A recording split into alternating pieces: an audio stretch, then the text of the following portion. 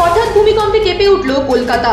শুক্রবার বেলা 1:22 নাগাদ সজোরে কম্পন অনুভব করলো কলকাতাবাসী। রিক্টার স্কেলে কম্পন মাত্রা 4.9।